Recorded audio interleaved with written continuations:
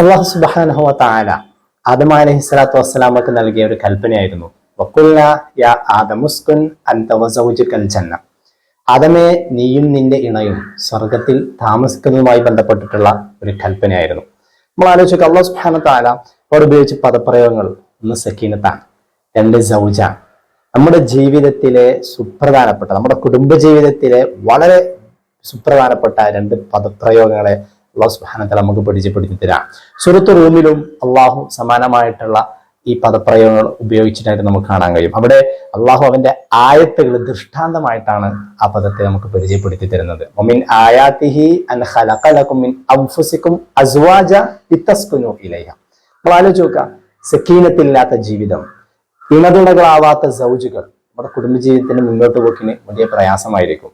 ആദമിന്റെയും ഹവ്വയുടെയും ചരിത്രം കേവലം ഒരു പ്രവാചകന്റെ ചരിത്രം എന്നതിനപ്പുറം ആദം അലൈഹിസ്സലാത്തു വസ്സലാം ആദ്യത്തെ ഉപ്പയാണ്, ഹവ്വ അലൈഹിസ്സലാത്തു വസ്സലാം ആദ്യത്തെ ഉമ്മയാണ്. ആദമും ഹവ്വയും ആദ്യത്തെ ദമ്പതികളാണ്, ആദ്യത്തെ ഉമ്മമാരാണ്, ആദ്യത്തെ മാതാപിതാക്കളാണ്. പ്രിയപ്പെട്ടവരെ, ഈ ചരിത്രം അല്ലെങ്കിൽ ആദമിന്റെയും ഹവ്വയുടെയും കുടുംബജീവിതം, അതിനെ അല്ലാഹു സുബ്ഹാനഹു വ തആല ഉപയോഗിച്ച പദപ്രയോഗങ്ങൾ പോലും നമ്മുടെ ജീവിതത്തിന് വലിയ പാഠങ്ങളാണ് എന്നതുകൂടിയാണ് കേവല ചരിത്രത്തിലപ്പുറം ഖുർആനിന്റെ ആയത്തുകൾ നമ്മെ ഉണർത്തുന്നത്.